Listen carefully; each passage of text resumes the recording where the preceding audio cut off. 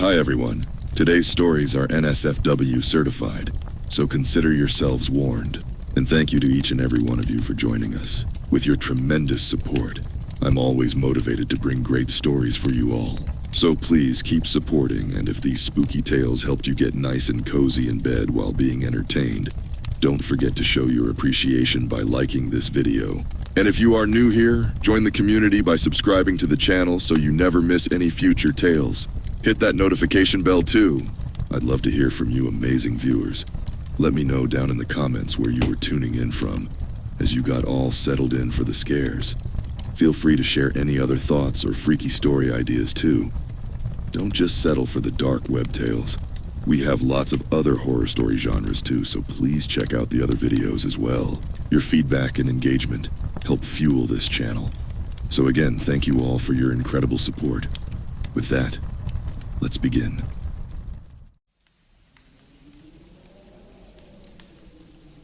I spend a lot of time on Reddit. I'm sure you do too. I'm on a lot of video game subs, and in particular ones about text-based games. I'm talking games like Zork. I wasn't alive when Zork came out, but I got really into it in high school. When I made it to college, I took an even deeper dive, playing all the sequels, all the knockoffs, and every shitty game that people had cobbled together and released online. I had to refocus a bit, adding work on top of college courses so I could afford my shoebox apartment. But eventually I came across a post called Apartment Complex. Not a super promising name, but I was bored, and it was free. And the fact that it was hosted on some weird site that I couldn't access from regular browsers appealed to me. It added an element of mystery. So I opened a Tor browser, entered the link, and got to a profile creation page. Basic stuff, username, preferred resolution, etc. It didn't ask for any personal info, so I kept going. The screen went blank, then a text box opened up. Welcome to Apartment Complex. You have been assigned your very own apartment building to run. But this isn't any apartment building, because the tenants are going to be experiencing some pretty scary ordeals. You get to decide what happens next. Will your tenants survive? Will you accidentally butcher them all? The power is in your hands. Are you ready? Yes or no? Why not, I figured. I typed in a yes. More text appeared. Excellent. We'll start you off with an easy management level. You have 6 tenants, numbered 1 to 6. None of them know each other well. Enter a number to learn more about a tenant, and begin to make decisions. I grabbed a 6-sided die off my desk and rolled it. 3, I typed. Intriguing choice. The tenant in apartment 3 is Cherie. She's 19 and a sophomore in college. All her friends know her to be outgoing and flirty, and she brings new guys back to her apartment multiple times a week. She doesn't want a commitment. She enjoys sex, but mostly she just likes not being alone. It's possible it's related to how she was repeatedly abandoned by foster parents. Tonight she brought home a young man named Thad. She plans to have sex with Thad, and he will pressure her not to use a condom. She will say yes because she doesn't want to scare him off, but you can help her out. Should tonight be the night she stands up to Thad and tells him she won't sleep with him without protection at the risk of spending the night alone? Yes or no? I didn't realize this game would be so domestic soap opera, whatever, I thought. Let's see how this plays out. Yes, I typed. Intriguing choice. Thad and Cherie start to get hot and heavy. When they are naked on her couch, Thad starts to try penetrating her. But Cherie stops him and says he needs to use a condom. Thad complains that it doesn't feel as good. Cherie tells him that it's more important that both of them are protected from STDs. She's feeling a little tense. Thad calls her a whore and a tease and throws his clothes back on. Cherie cries as Thad goes to storm out. Unfortunately, Cherie's door won't open. Thad checks, and the door isn't locked, but it refuses to open. Furious, Thad storms back to where Cherie is still laying naked on the couch, crying, and begins to scream at her. Would you like to continue making decisions for Cherie, or try another tenant? 1 for Cherie, 2 for new tenant. This game was weird and pretty retro, but I also found myself pretty intrigued by Cherie and Thad's story. The clunky stories in these games had a certain charm that made them very engaging. Fuck it. Let's keep going. 1, I typed. Intriguing choice. Thad continues to scream at Cherie, who can't stop crying. She's afraid he might hit her. Thad hasn't decided if he will or not, but plans to let his anger and lack of concern for Cherie as a human being guide his behavior. If things continue as they are, Thad will most likely beat Cherie to the point she will need to be rushed to the emergency room. Should Thad be stopped? Yes or no? Fuck, I mumbled out loud to myself. This got intense. Yes, I typed. Intriguing choice. A ceiling tile falls off. The edge cuts across Thad's jugular. Blood gushes everywhere. He is dead in seconds. What the fuck, I said to myself. This game is whack. The text continued to appear. Cherie is horrified. Much of the blood sprayed all over her. She's so scared she starts to shut down. Cherie won't be taking any more actions for a while. Choose a tenant. 1, 2, 4, 5, 6. Damn, I thought. Looks like I'm not going to finish this game with a decent score. Keep plugging away though. I rolled the die again. 5. I typed it in. Intriguing choice.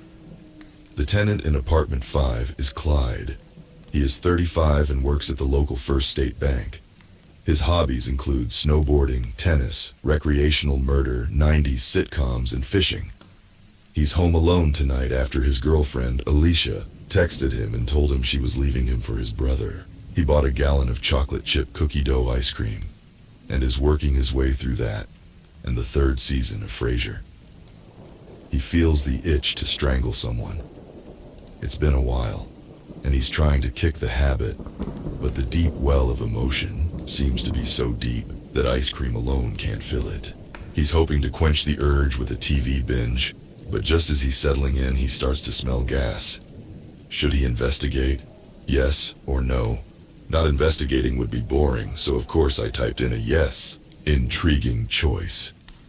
Clyde gets off the couch and follows his nose to the kitchen, where a heavy propane smell is blasting out of one of the burners. He's familiar enough with gas leaks to know that he's one spark away from Clyde Flambe. Should Clyde leave, or keep sucking up the fumes? 1 Clyde leaves, or 2 Clyde stays? Seems weird to release the murdered, I thought, but it would be boring to just gas him to death. I type a 1. Intriguing choice. Clyde exits his apartment and heads down the stairs to the front door. When he makes it to the floor below his, he sees that the stairs are blocked by fallen ceiling tiles. There are stairs on the opposite side of the floor. On the way, he would pass 2 other apartments, which would likely have phones to call the fire department to handle the gas leak. Should he stop at the first apartment 1, the second apartment 2, or take the stairs 3? 1, I typed. Intriguing choice. That was it. No more text. What the hell? I said under my breath, and then there was a knock on my door. I froze. Hey, anyone home? A voice called from the other side of my door. My name's Clyde. I live on the floor above you. My phone isn't working and my apartment smells like gas. Can I borrow your phone? I sat as still as I could, making no sound. Seriously, it's an emergency. I'm pretty sure I heard some noise in there. I need help. On my screen, I saw more text pop up. Should Clyde keep trying the first apartment 1, try the next apartment 2, or take the stairs on the far end of the floor 3? As gently as I could, I pressed 2. The clack of the key sounded like a gunshot in my head. Whatever, asshole. I know you're home. I hope you enjoy being a piece of shit, Clyde said. Then I heard his footsteps go down the hall. The apartment building I'm in is new and pretty well insulated, but I could faintly hear knocking on the apartment down the hall from me. I knew a college girl lived there. Hopefully she isn't home. Wait, college girl? No, it couldn't be. Text started filling up my screen again. Clyde went to the next apartment and knocked on the door. He heard sobbing from inside. When the tenant inside didn't open the door, he tried the knob. It turned, but the door wouldn't budge. It looked like it was misaligned, and with the heat wave, the wood had swollen and jammed the door in place. Suddenly, I heard a smash from outside. I tore my eyes to look at my front door, but it was still solidly shut. The sound had come from down the hall. I looked back at my screen.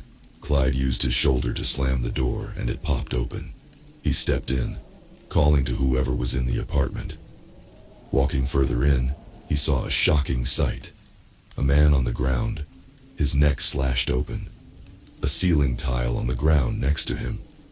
On the couch, a completely naked young woman. And covering everything, a massive splatter of blood. Clyde grinned. Are you going to help Cherie leave your apartment and go to hers? Or do nothing while Clyde murders her one? This was so messed up. I couldn't just let someone mutter my neighbor, even if I barely knew her. But I was terrified. I got up, ran to my kitchen, grabbed the biggest knife I could find, then went to my door. I took 3 deep breaths to steady myself. Then I unlocked the door, threw it open, and ran out into the hall. I looked over to where the other apartment was and I could see where the door had been broken in. I ran as quietly as I could over there, and when I reached the door, stopped short and stuck my head around the door frame to see what was going on. Unfortunately, I couldn't see what was happening from where I was. I crept in as stealthily as I could. The first thing that hit me was the bitter stench of blood. Then I got close enough to see what was happening. Cherie was on her back on the couch, Clyde leaning over her with his hands around her throat. She was scratching at him, but the blood made everything slick and it looked like her nails were sliding around more than doing damage. I ran up to them and drove my knife straight into Clyde's back. He roared and whirled around. "You bastard!" he yelled, and dove at me, tackling me to the ground. He started pummeling me with his fists. There was little I could do to stop him. With each blow, I felt myself getting weaker, my vision going darker. And then Clyde screamed. I focused as best I could. Above Clyde, Cherie was raising the knife for another blow. She stabbed Clyde over and over until he collapsed on top of me, and then she stabbed him some more. I screamed at her to stop, to let me up, and eventually I broke through her terror. She helped me push his body off. I threw a blanket around Cherie and then called the cops. We spent a lot of time going over our stories with them. I left out the dark web stuff because I didn't want to get in trouble. Finally, the cops left. Cherie went to go stay with her parents, and I went back to my apartment. When I got back, words were flashing on my screen. Remember, everything that happened tonight was your choice. And below that, we hope you play Apartment Complex again.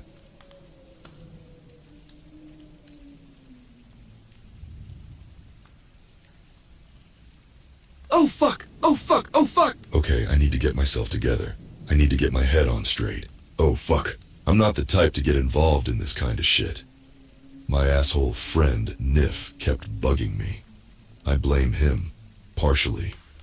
Just get a Tor browser and bam, everything you could want, man. I didn't know what a Tor browser was, but I wanted him to shut up. And yes, fuck me, I was curious. I'm such an idiot. See, I got all excited at first. Weed delivery right to my doorstep, which is not legal where I live.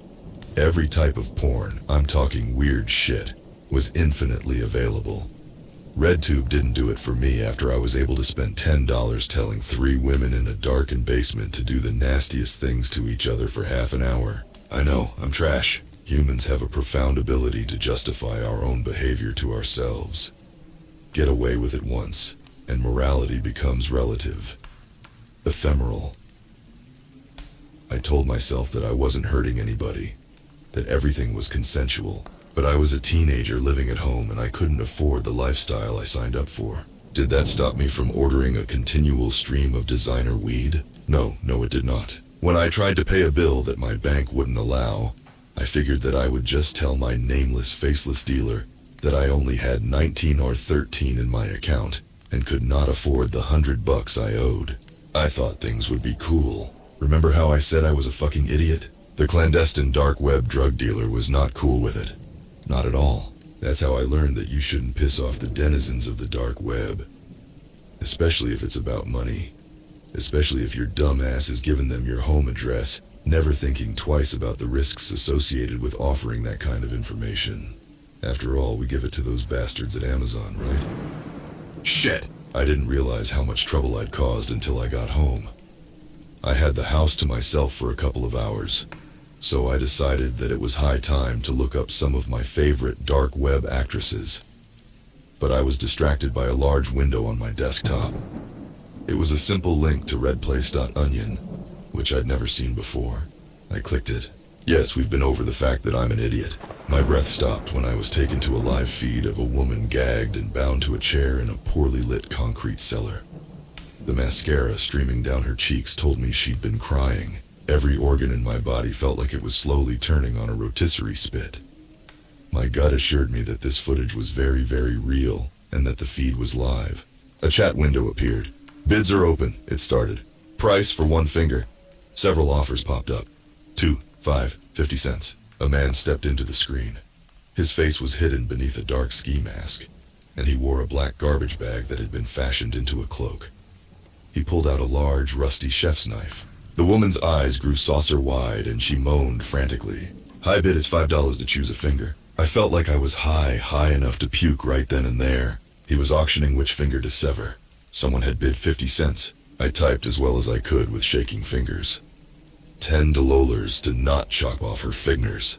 The man froze. Then he typed something. Transfer US $10 now or US $5 wins auction. I almost didn't make it in time because my fingers had taken a core-shaking life of their own. But I sent the money to a link he provided, draining half of my bank account. No fingers chopped. I almost cried. Bids are open. Price for toes. Almost immediately, another message erupted. $10 for toes do not outbid.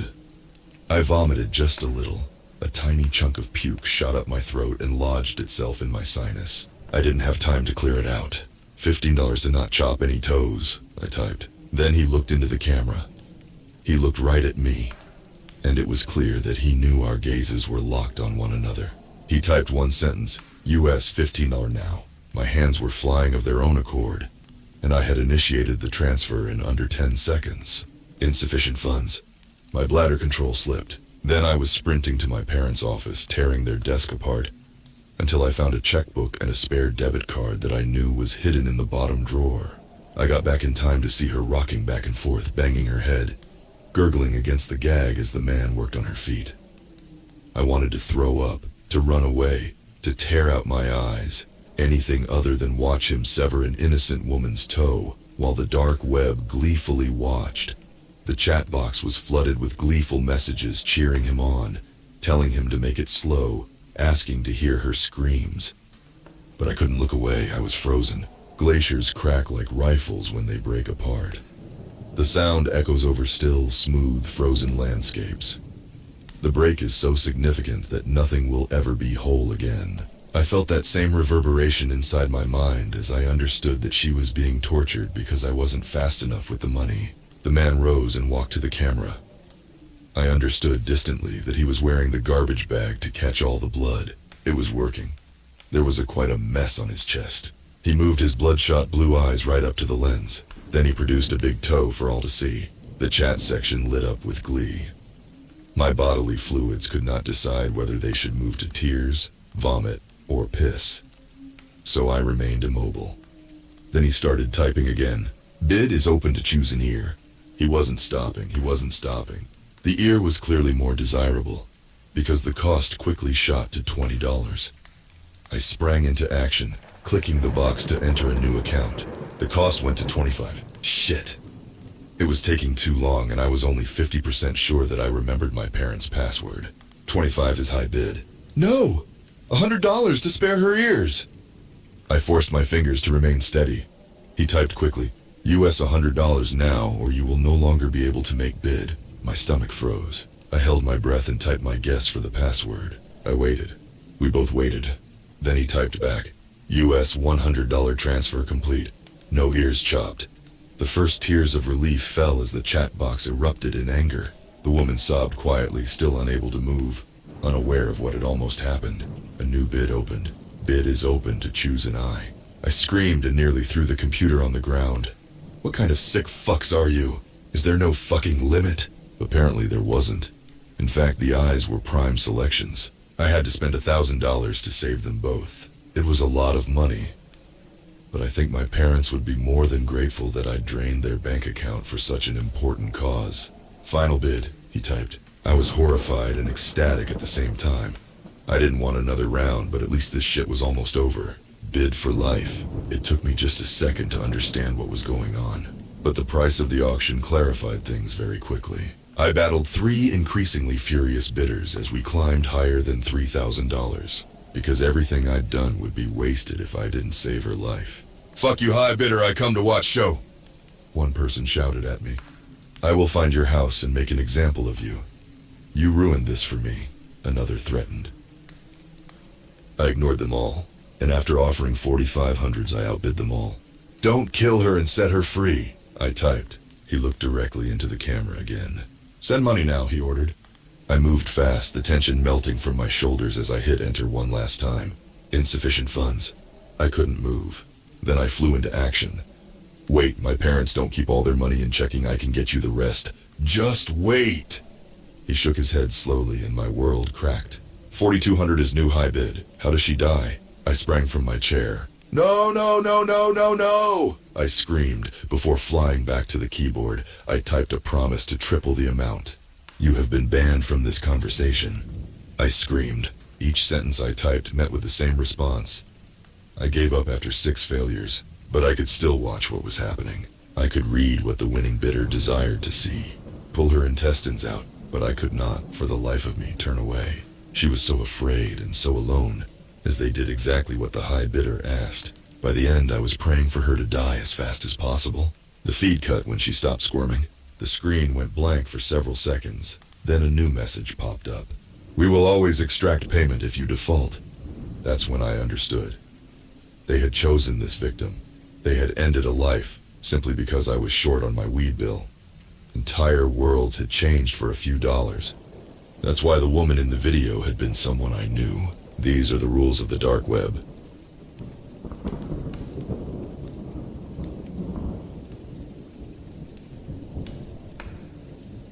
The deep web is one of the most amazing things on Earth, not because of how joyful it makes people or anything, but because it is a completely uncensored view of people. You can speak your mind, buy what you want, and do anything you want when on the deep web. You have complete and total freedom. I had always been fascinated by the deep web, and at the time the events in this story occurred, I was in college. Many people at my campus had been getting into accessing the deep web. It was almost like a trend. With so many people getting on it, it seemed perfectly safe for me to give it a try. Now I had always heard of the deep web horror stories. Stories of hacking, stumbling on disgusting sites, and people even somehow finding your address. These stories were mainly what kept me off the deep web. But with most of the people at my college using it on a normal basis, I decided to give it a go. I asked a friend to come over and help me set it up. When my friend arrived, we opened up my laptop and began to set everything up. He told me that we were using Tor, a program that lets you access the deep web. He also asked me if I was planning on doing anything illegal, to which I replied no. He said that since I wasn't, we didn't need to install Tails, which is software that makes it more secure if you plan on doing illegal things. A little while later, everything was set up. I had my new IP address, and my friend gave me a brief rundown of what to do and what not to do. He made it very clear that when I was using the hidden wiki, I kept it on censored mode, so that it would be less likely for me to see something I didn't want to see. After about 2 weeks of using the deep web, I felt like a pro. I had accessed many different sites, spoken with some great people, made friends, and even bought some weed. I had become cocky and was ready to dig deeper into the dark web. I turned off the censored mode on the hidden wiki and began to browse the links. It took a while, mostly because Tor is a bit slow, and many of the links just led to dead web pages. Eventually, I stumbled onto a site called All the Gore. It was mainly a big chat room with many different topics. I had a fairly strong stomach. I had seen many violent movies and had seen beheadings, killings, etc. through the normal internet. After looking at a few different chat rooms, I noticed how sick this site really was. The people in these chat rooms were actual killers, bragging about some of the things they had done. In the chat room, you could also post pictures. One man by the name of Culture045 had the stage in one of the chat rooms. He was explaining in detail how he had broken into someone's house, kidnapped a little girl, and brutally killed her parents by hiding under their bed and then opening their throats. He then explained how he brought the little girl back to his house, raped her, beat her, and cut her up. I didn't think he was telling the truth at first, but then he posted pictures. These were the most horrifying pictures I had ever seen. Close-ups of the poor 8-10-year-old girl being brutally raped, beaten, and cut with a knife. Culture kept posting pictures. The new ones were of the girl tied to a chair, bleeding, crying, throwing up, etc. Then he showed a picture of him with a drill, drilling into her skull. The most haunting part is that while he was doing it, he was looking at the camera with sheer joy on his face. I had seen enough and typed in the chat room window, "You people are sick and deserve to die. How can you sleep at night?" Immediately people began making fun of me, saying that I was just as helpless and ignorant as the little girl in the pictures, and that I should get off the big boy part of the internet. They began saying I was a pussy and calling me an empath when Culture typed something in the chat box. He said, "Really? Where do you live, buddy? I'm sure everybody would love to see you on this site." I then made the biggest mistake of my life and typed, "I'm calling the police and having this site shut down." Less than a minute later, everything on the site went black and a new chat box appeared in green. In it, someone named Admin1 typed in the box. He said, "Call the cops and you will regret it." I didn't type anything in the box and reached for my cell phone. What happened next haunts me to this day. My phone said I had a new message. I opened it, and it said, "Call the police and you're dead." There was no number. It didn't even say, "unknown number." It was just blank. I looked back at my laptop and saw my webcam light turn on. I quickly covered it, but I saw on the screen a picture of me looking at my phone. I got wide-eyed and froze for a moment when the admin typed again, "Put the phone down right now and uncover your webcam." I put my phone down, but kept the webcam covered when he typed again. Okay then, be like that. Right after, he posted my full name, age, and address in the chat box and typed, "It would be a shame if you and your college buddies went missing, wouldn't it?" he said. I then did as he said and uncovered my webcam.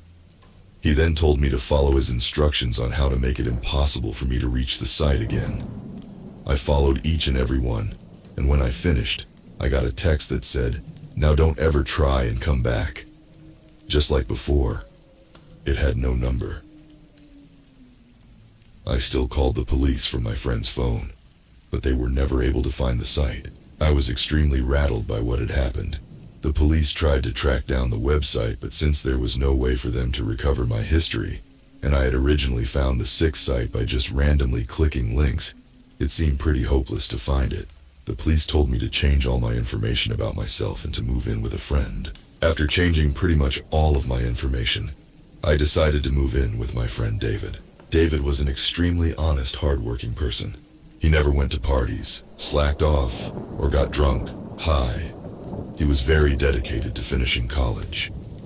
In fact, he was one of the few kids I knew at the time who wasn't getting on the deep web regularly. I had told him all about my experience with the deep web, and that's mostly why he agreed to let me stay with him. One night we were both up studying very late. When my phone went off, I looked to see who had texted me and saw that the person sending the message had no number, just like last time. It read, "Check your computer." There was nothing else to it, just one simple instruction. I opened my laptop, and when I did, I noticed that I didn't have control of the mouse. I tried to move it, but the mouse had just moved on its own. Someone had remote access to my computer somehow. I never gave anyone remote access before. I tried a whole bunch of keyboard commands, but not a single one worked. I noticed that whoever had control of my laptop was downloading software, most likely malware, but there was nothing I could do. I heard my phone go off again, and this time the message said, "Look out your window." I was sitting right by a window.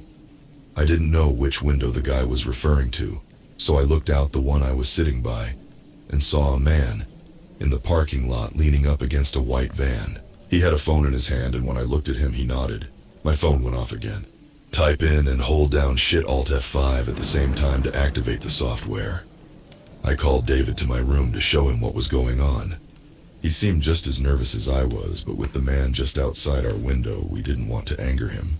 David called the police right away and told me that they would be there soon. I didn't activate the software and just sat there. Eventually I got another text. "I am coming in if you don't do it right now." I didn't know why he or the person in control of my computer couldn't do it, but I didn't dare to ask. At the same time though, I was 99% sure this program had malware or spyware or something that would be very harmful to my computer, so I refused to activate it. David grabbed a baseball bat just in case the man outside tried to come in. About 5 minutes later, we heard the doorknob turning. It was locked, but we then heard banging at the door. We both freaked out and I looked out the window again. Sure enough, the man and the van were gone. The banging on the door got more and more violent, until eventually, we heard a horrible scratching sound. It lasted a few more minutes and then we heard footsteps walk down the hall and eventually fade away. I received another text. "We will be back." That really got to me. When the cops arrived, they told me to look at my door. I followed them back out into the hallway and saw engraved on our door my name. The police began investigating the whole building, and they had a tech police officer come in and look at my computer. He began to do scans and investigate the weird software on my laptop. Eventually he managed to close and remove it and told me that my laptop wasn't safe. He said the core files of it have been hacked into corrupted. We did a complete wipe of my laptop, and he looked at my phone as well. Just like last time, he couldn't tell where the messages came from and told me that they would be sure to keep some cops nearby in case this ever happened again. The next day, I had just got home from school and was really tired. David wasn't home yet, so I went into my room and fell into the bed. I had just begun to close my eyes when I heard a rattling sound in my closet. I lifted my head up and didn't hear it again, so I went back to sleep. After a few minutes, the closet door swung open. I leaped out of bed and saw a man with a mask walking over to me. I ran for the door and slammed it behind me. I ran out to the parking lot, started my car, and drove away as fast as I could. By the time the police arrived, the man was of course gone. The apartment surprisingly hadn't been wrecked or anything. We didn't even find anything stolen. He didn't seem to do anything at first. This night, 2 police officers were monitoring everyone who came in out of the building in order to catch the man.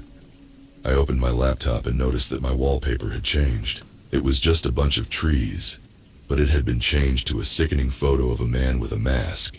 The same mask that I saw on the man who was in my closet, digging a knife into a baby's eye in what looked like a small cabin. I also noticed that all my applications and programs were gone, and I saw the same software as last time, right in the middle. I clicked on it and it had already been installed. Just like last time, it filled the entire screen, and what looked like a live stream was going on. I couldn't exit out, and the live stream was coming from a boy's house. He looked about 13 or 14 and was at his computer. It didn't take long for me to see that I was watching through his webcam and he had no idea. I saw a small chat box pop up in the top right of the screen, and in it, someone typed in the box, "Welcome to our live stream. We are glad everyone could be here. Thank you, John, for being here as well." My eyes got very wide. My name was John, and they were waiting until I was watching to start the live stream. As I watched, I saw that the closet door behind the poor boy slowly opened, and a man walked out with a toolbox in one hand. He quietly set the toolbox down and pulled out some duct tape. He went behind the kid and put the tape over his mouth and grabbed him tight. The poor kid's face was of total fear. He tried to scream, but he couldn't because of the tape. They were making a decent amount of noise, so it told me that the kid must have been home alone. "Major NSFW right here, so proceed with caution, please." I tried hard to exit out, but I couldn't. I then saw the man take out a screwdriver and drive it into the kid's chest. Blood began to pour out, and the kid made an awful wheezing type noise. I saw tears come from his eyes as this sick man began to drive the screwdriver deeper and deeper, and then yank it out. The man then took out a hammer and smashed the kid's hands several times till they were nothing more than a mangled, bloody mess. I tried every command I could to exit out, but nothing was working. I noticed that in the chat box, several people were cheering the man on and requesting for him to do different things to the boy. The man then took out a handheld electric saw, pressed it against the boy's face, and turned it on. The boy screamed with pain as the saw went up into his eye, causing blood to go everywhere and get on the camera a little as well. I started to get tears in my eyes as I couldn't stop it. Then, the man took the screwdriver, gouged out the kid's eyes, and took out a large knife. He proceeded to slit the boy's throat and tossed him on the ground. I was sick. I threw up all over the floor, and when I looked back, I saw in the chat box people typing in horrible things like "fap, fap, fap," or "oh my god, that was so wonderful, thanks so much for doing this," etc. In the box, I saw someone named Culture045 type into the box, "Thanks for watching, John." After that, the program closed on its own, and I was left with the sickening wallpaper. I was sweating, breathing heavily, and feeling sick. Throughout the entire thing, I didn't realize that my phone had gone off several times. I looked at it, and the most hateful, mean messages were coming from my friends and family. I asked my mom what was wrong, and she texted back, "You sent that sick, disturbing live stream to everyone. I can't believe who you are. The police have been called." I felt even more sick than before. Those monsters had sent that live stream to all my friends somehow, and made it come from me. They had pretty much ruined my life within a couple of minutes. When the police arrived, I told them everything that had happened, and quickly they managed to explain to all my friends and family what had happened. They really cracked down on finding these people, and a month later, 4 men had been arrested. One was Culture045, the other was Admin1, and the 2 others were working with them. The site was found and shut down as well, and I got a new laptop and phone. I could say some horror cliche here and say something like I kept getting texts, or kept hearing weird things ever since, but none of that happened. They were arrested and I never heard anything further. It's good to know that those men are in jail, or perhaps even dead. But what scares me is all the other people watching the live stream, who were there for pleasure, are still out there, and that there are probably thousands of other Culture045s out there all over the world. If you ever go on the deep web, don't ever just mindlessly explore, especially if you don't have additional software to keep you more secure. I was a stupid college kid, and I just hope nobody makes the same mistakes I did. I moved to a different home and changed all of my information, but I still get nightmares to this day.